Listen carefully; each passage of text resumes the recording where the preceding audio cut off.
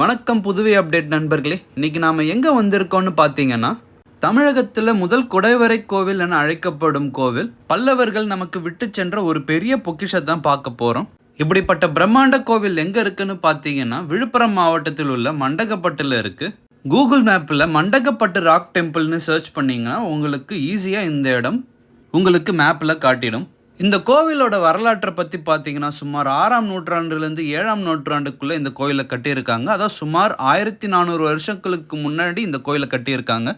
பொதுவாக குடைவரை கோயில்னு என்னன்னு பார்த்தீங்கன்னா, ஒரு மலையோ ஒரு கல்லையோ குடைஞ்சு கட்டுவதே குடைவரை கோவில்னு சொல்லுவாங்க. அப்படி பல்லவர்களால் முதல்ல முடிவெடுத்து கட்டப்பட்ட குடைவரை கோவில் இதுதான். நாங்கள் இந்த கோவிலை பார்க்கும்போது ஒரு ஏரிக்கு பின்னாடி ஒரு மலைகளை குடைஞ்சு இந்த கோயிலை கட்டியிருந்தாங்க. இதனை தாண்டி போகும்போது நடுகள் மாதிரி ஒரு இடத்தையும் நாங்கள் பார்த்துருந்தோம். அந்த நடுகல்ல ஒரு பழங்கால நடுகள் மாதிரி இருந்தது. அது எப்படியும் ஒரு போர் வீரரோட நடுகல்லோ இல்லை அந்த ஊருக்காக நல்லது செய்த ஒருவருடைய நடுகல்லாகவே இருக்க முடியும்.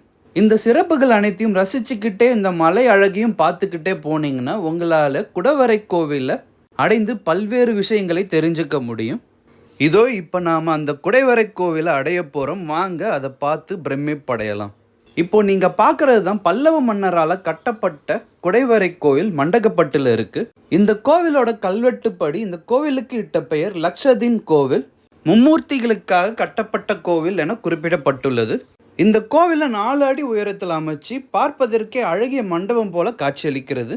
கோவிலில் பார்த்தீங்கன்னா இருபக்கமும் துவாரபாலகர்கள் இருக்கிறாங்க. கோவிலின் வலது பக்கத்தில் மழு உடையாரும் இடது பக்கத்தில் சூலத்தேவரும் இருக்காங்க. அதன் உங்கள் பார்வைக்கு துவாரபாலகர்கள் நம்ம பார்த்தா 1400 வருடங்களுக்கு முன்னரே எப்படி பல்லவர்கள் இவ்வளவு அழகான வேலைப்பாட்டுடன் கட்டியிருக்காங்க என்பதை பார்த்து ஆச்சரியம் அடைவோம். இந்த கோவில் யாருக்காக கட்டப்பட்டதுன்னு பார்த்தீங்கன்னா, பிரம்மாவையும் விஷ்ணுவையும் சிவனையும் பெருமைப்படுத்துவதற்காக மும்மூர்த்திகளுக்கான கோவிலாக கருதப்படுகிறது. இப்போ நீங்கள் பார்க்கறது தான் கருவறை. இந்த இடத்துல தான் பிரம்மா, விஷ்ணு மற்றும் சிவனுடைய சிற்பங்கள் இருந்திருக்கலாம்னு சொல்கிறாங்க. நீங்கள் இந்த கோயிலுக்கு செல்லும் போது நேர்த்தியான தூண்களை காணலாம். தூண்களுக்கு மேலே உள்ள வளைவான பகுதியை போதிகை என்று சொல்வாங்க. அப்புறம் இந்த தூண்களை பார்த்தீங்கன்னா சதுரம் என்ற அளவில் முகப்பு தூண்களாக திகழ்கிறது.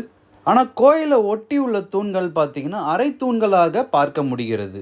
அதனுடைய வடிவம் எப்படி இருக்குன்னு பார்த்தீங்கன்னா மேலிருந்து கீழாக சதுரமாக வெட்டப்பட்டிருக்கதை நீங்கள் பார்க்கலாம். இந்த கோவில் பார்த்தீங்கன்னா முகப்பு மண்டபம், அர்த்த மண்டபம் என்ற 2 வடிவத்தை கொண்டது.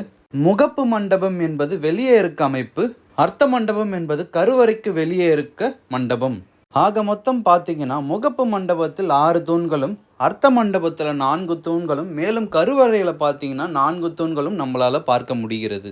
முன்னாடியே பார்த்த மாதிரி இந்த கோவிலோட பின்புறத்தில் 3 கருவறைகள் உள்ளன. இதில் சிலைகள் வைப்பதற்கான குழியும் நம்மளால் பார்க்க முடிஞ்சது. ஆனால் தற்போது சிலை எதுவும் அங்கே இல்லை. கோவிலுக்கு வெளியே பார்த்தீங்கன்னா இப்போ எழுப்புன ஒரு அம்மன் சன்னதியும் இருக்கிறது. அது உங்களோட பார்வைக்கு. இந்த கோவிலோட கல்வெட்டை பார்த்தீங்கன்னா சிவா, விஷ்ணு, பிரம்மா மூவருக்கும் கட்டப்பட்டது என எழுதப்பட்டிருக்கிறது. மேலும் இந்த குடைவரை கோயில் விசித்திர சித்தன் என்னும் பல்லவ மன்னனால் தோற்றுவித்த லக்ஷிதன் கோவில் என்ன பெயரும் இடப்பட்டுள்ளது. இந்த கல்வெட்டில் விசித்திர சித்தன்னு யாரை குறிப்பிடுறாங்கன்னு பார்த்தீங்கன்னா, காஞ்சிபுரத்தை தலைநகரமாக கொண்டு ஆட்சி புரிந்த 1ஆம் மகேந்திரவர்மனையே விசித்திர சித்தன் என்று அழைக்கிறாங்க. விசித்திர சித்தன் என்பது அவருடைய புனைப்பெயராக அந்த காலத்தில் இருந்திருக்கு.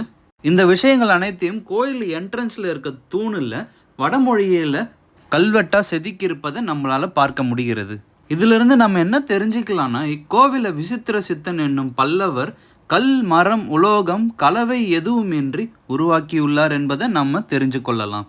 இந்த கோயிலோட அற்புதத்தை நாங்கள் பார்த்து ரசிச்சுன்னு இருக்கும்போது சேடாக இன்னொரு விஷயத்தையும் பார்த்தோம். கோவிலில் இருக்க தூணில் பல பேர் அவங்களோட பெயரையும் கிறுக்கி வச்சிருக்காங்க, பல குப்பையும் போட்டிருக்காங்க. 1400 பழமையான இந்த பொக்கிஷத்திற்கு நம்ம அதற்குண்டான மரியாதையை கொடுத்தே ஆகும். போல பல்வேறு வரலாற்று செய்திகளை தெரிந்து கொள்ள நமது சேனல் புதிய அப்டேட்டை சப்ஸ்கிரைப் பண்ணிக்கோங்க. இணைந்திருங்கள்.